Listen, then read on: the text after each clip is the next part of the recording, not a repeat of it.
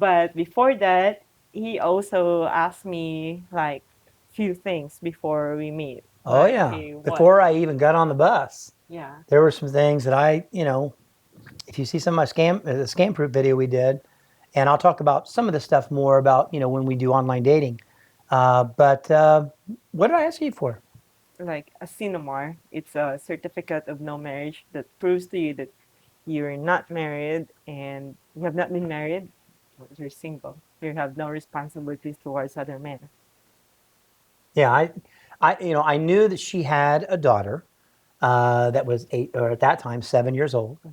and I had through some of the videos and things that I had watched myself, I had that little bit of worry about the fact that um, sometimes they get married and it's impossible to get divorced. There isn't a divorce yet. No, there's no divorce in the Yeah, Philippines. not yet. I guess it's on the floor now to be to put into law, but we don't know yet.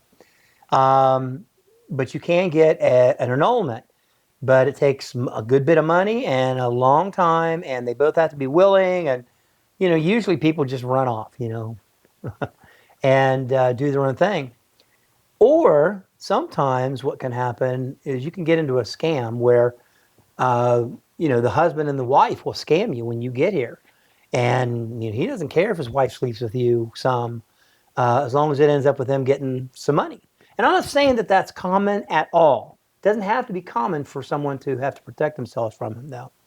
And I had learned from a couple of online places, including the Filipina P, that the Cinemar, the certificate of no marriage, was one way to pretty much guarantee that they were not married. Last thing I want, if you sleep with a man's wife and he catches you in the act, he first of all he can kill you legally. I mean, not legally, but he won't go to jail for it. Or two, he can put you in prison and his wife. Mm. So and or what they do is they'll come in. What the scammers will do is say, "That's my wife, and you guys go in prison."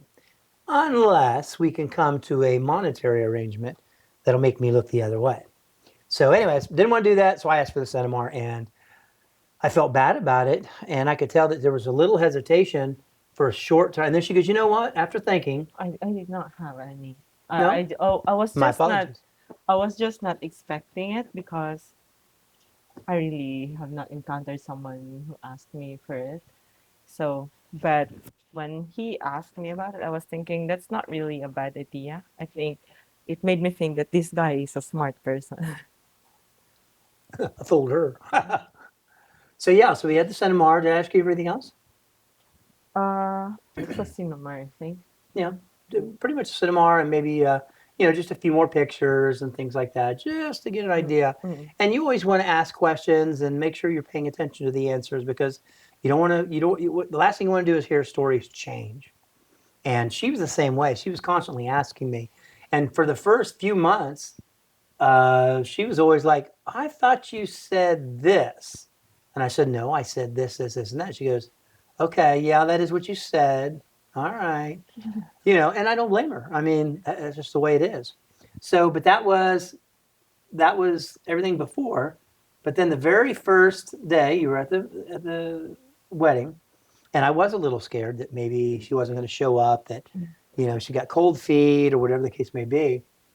And but she got closer and closer and said, "No, I'll be there anytime."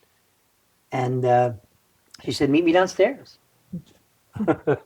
So I went downstairs with a smile on my face, and there's more in the backstory, and I'll talk about more later. But I was having troubles with my vision. I wear special contacts, and so I couldn't really see detail really clearly. I could make out people, but I couldn't see.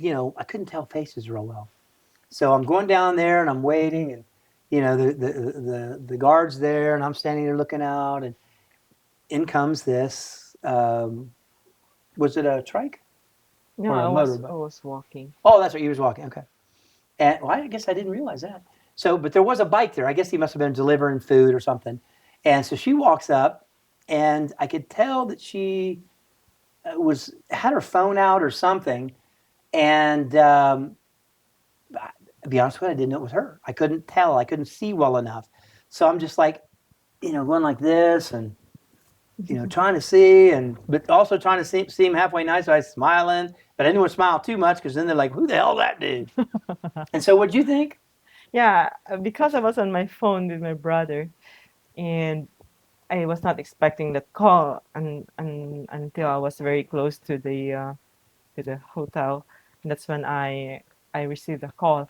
So when I was about to meet him, I was like, I'm not sure if the term is afraid, but I'm a bit bothered that maybe he already told me about his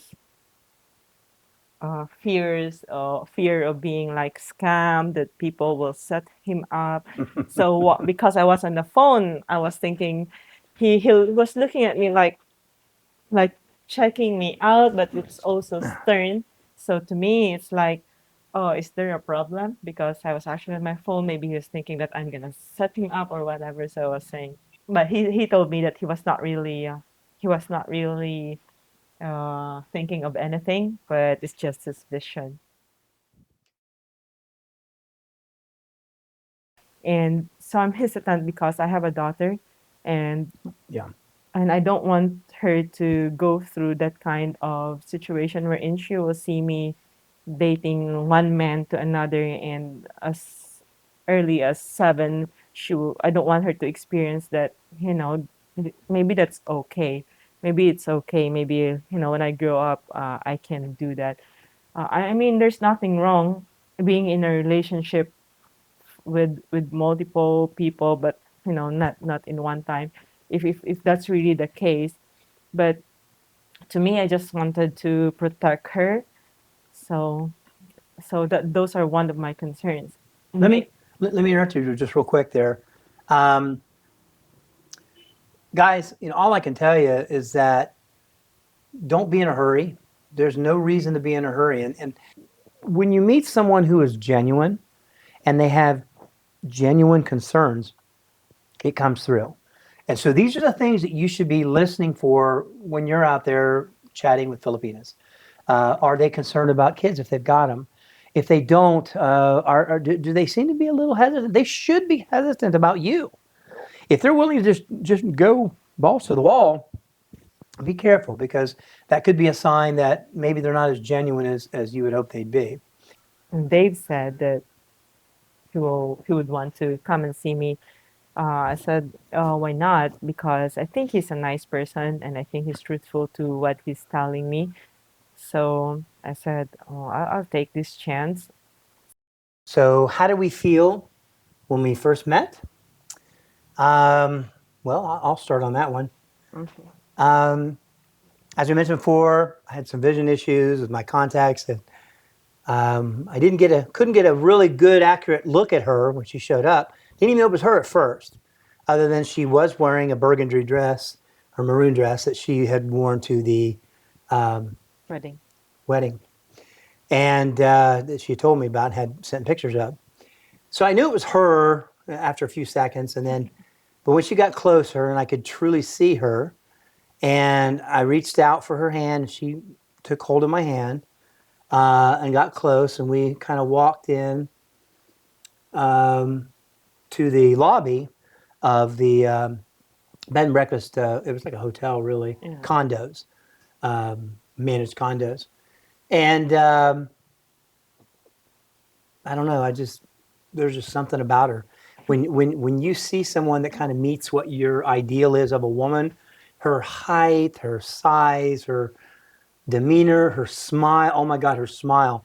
I love her smile. I have loved it from the moment I saw her first picture. And it looked genuine, and sure enough, it is genuine. It is real. And yeah, I was just absolutely taken aback. And her voice is lower and raspier and soft, and that's not really common among Filipinos. They usually have a little bit higher pitch, and but not her. And just blew me away. How about Really. you?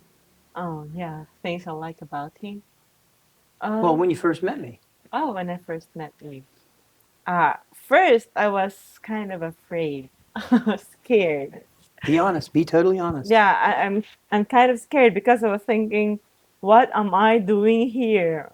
I mean, I know this person seems nice, but I don't really know this person except from talking to him online and like every day on the phone. For a But week. yeah, for Yeah. a week. But I chose to trust that, you know, he's a good person, and that, and if it doesn't turn out well, then we'll charge everything to experience and move on. But he turned out to be really good. And what uh, what motivated me to really meet him is, I think, when you meet someone that makes you feel like you have butterflies in your stomach. It's very seldom for a person like me. I'm not really sure, but for other single parents, but for me, I don't really get that feeling anymore from more from the opposite sex. Although I was in a long term relationship before with the father of my kid, and we've been in a long distance relationship too, and then for like 3 years of no communication. We have communication for the kid, but nothing other than that. So to find someone who would make you laugh, or who would make you feel like you're special, it's just really nice. And also, you can tell if the person is like lying to you, or maybe we can still get conned sometimes, that people can pretend and we can believe that, yeah, they are nice or they're good or whatever they say they are. But to me, I just feel that, I think this person, I deserve to meet this person, and and just take it from there. So when I was walking with him, I have that feeling of fear again. I told him, so what am I doing here? Like, what if he turns out to be a psychopath and started strangling me like that? I was really, really scared.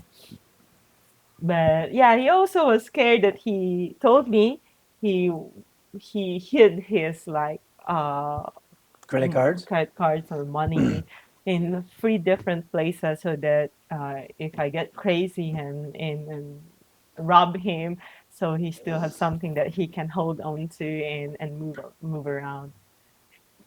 Well, and these videos getting a little long, but I do want to. I want to close with talking about one kind of important thing. I think the viewer that had given us the comment wanted to get an idea of what our living condition or what our situation was before meeting and how it's changed. And I think that's fair enough, especially when you're talking about financial stability and what have you. Tell us a little bit about your life before meeting me. Before meeting Dave, I was living with my kid. I was renting a room in an apartment. They're nice people. So they rented a room for me and my daughter. I wanted to stay there because it's not so far from my mom, so I can still visit her if I mean, visiting won't be so hard because we're close. And I work 8 hours. I normally send my daughter to school before I go to work. It will take me an hour to go to work if I take jeepney because of the traffic.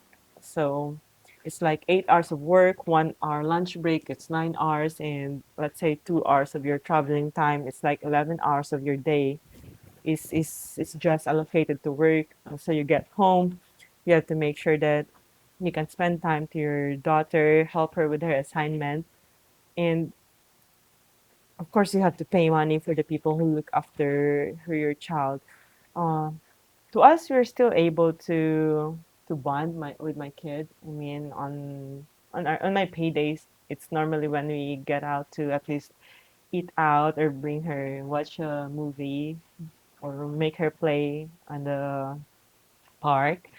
And then it's like living from paycheck to paycheck. But you have this kind of feeling that you don't have to. you don't have to like adjust to someone. You don't have to adjust to a partner because I'm the boss of me. I earn my money, I spend it, and I no one would tell me how to live my life. So when I met Dave, I know people might say that, of course you will be with him because he can offer this monetary value in a relationship. Life would be easier, this and that. I think for me, I have seen how sincere he is on on on his what do you call that? How sincere he is with what he wants in a relationship, and Um, so before I met Kath, I had just moved here. In the U.S., I had a pretty good sized apartment. It was like 3 bedroom, had a garage, and in that area, it was like $1,000 a month. Um, and I came here knowing a little bit what to expect, but it was a culture shock. It really was. But yeah, so I have a nice, really nice, brand new 1 bedroom apartment with all the modern amenities. And then I had ballot buy-in boxes sent to me that has more, Western amenities that I'm used to, mixers and crap like that. And so, but my life was, quiet, but lonely. And that's one of the reasons why I came here. It wasn't just to retire. It wasn't just for monetary reasons, but it was also to hopefully find someone that I could really connect with.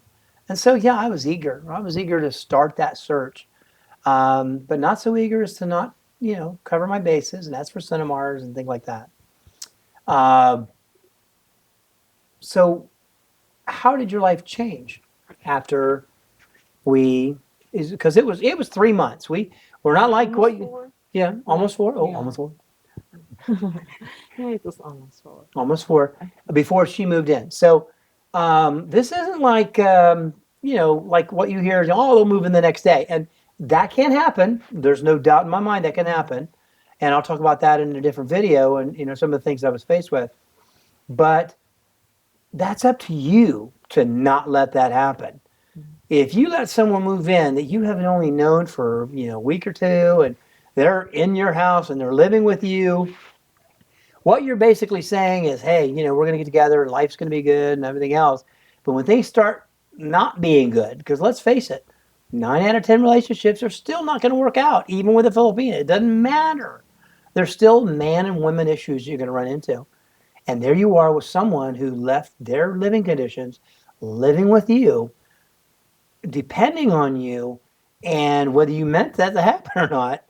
And you've got to come up with that situation. So, anyways, how did your life change after almost 4 months? Okay. To be honest, it's not that easy. I mean, you have that withdrawal feeling from like they used to use the word autonomy, like you rule your own world. Now here I am living with someone. Of course, when you're in a relationship, you need to adjust or to consider that your decisions are no longer just for yourself but also for everyone, for your partner and for daughter. Yeah, it's like I left my hometown, moved 7 hours away, and we're just like him, me, and my daughter. We don't have any extended family members around where we are living right now, and you don't have a work anymore, so you don't go to work anymore. You don't do the stuff that you do before. Like for me, there's really nothing much. It's just being able to like draw your own money and spend your own money and something like that. But when I moved here, I felt like I was able to perform the role that I wanted to feel in my life. Like, no, I wanted to be a mom. I wanted to be a wife. So living here gives me the opportunity to like look after my daughter, and I have to stop work, but I can be like a full-time uh, housewife or house girlfriend, however you call it, but a full-time mom. And and being able to take care of the home, take care of your partner, and see how appreciative of him with the things that I do. Like when we first met, I remember buying fruits for him, like pineapple and mango. And because in the hotel that we're staying or in the condo that we're staying, they don't have knives, so I bought a knife so I can peel these fruits for him. And he said, like, oh wow, like he was not expecting it, and he was so happy about it. And I asked myself, uh, have you not had someone do this for you before?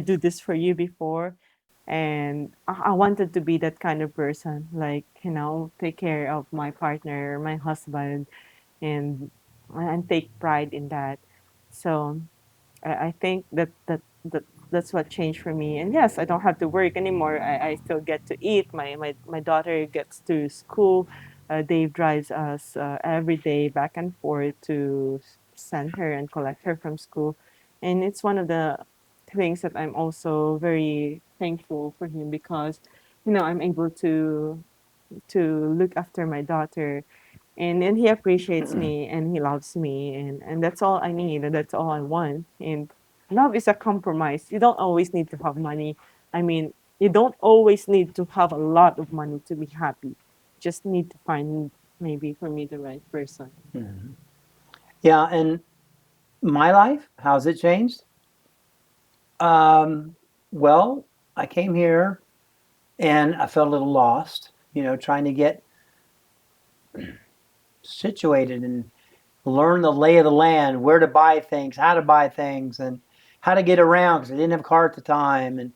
But after we met and she came and moved in, oh wow, I don't know, I don't know how to explain it. Um, First of all, I fell in love with her daughter. She is just the most amazing little girl, and I only have a son, so this was giving me an opportunity to have the daughter I never had. And it was a very, very slow, natural process of us getting to know each other and then becoming acquaintances and then friends and then good friends. And before you know it, the word daddy slipped out. And wow, that was awesome. And some of you guys may not want that. And I understand that by all means. I completely understand that. But life with Kath, we've been together a year now, Mhm. pretty much right at a year. Mhm. And a lot of the things that you hear about Filipinas, as far as the traditional part of them, if you look for the right partner, it exists. And that's what I wanted. I wanted the one that wanted to stay home and manage the household.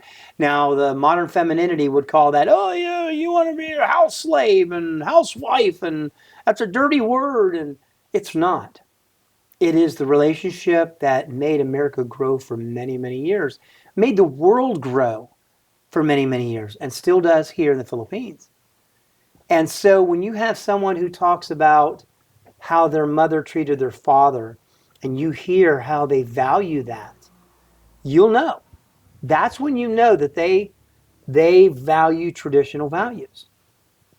And so Kath came in and she wanted to take on the role, and she took it over, and she cooked, and she's the most amazing cook ever. I mean, I swear to God, I've got, 5-star chef quality here. She's got an amazing palate, and she feeds me like there's no tomorrow.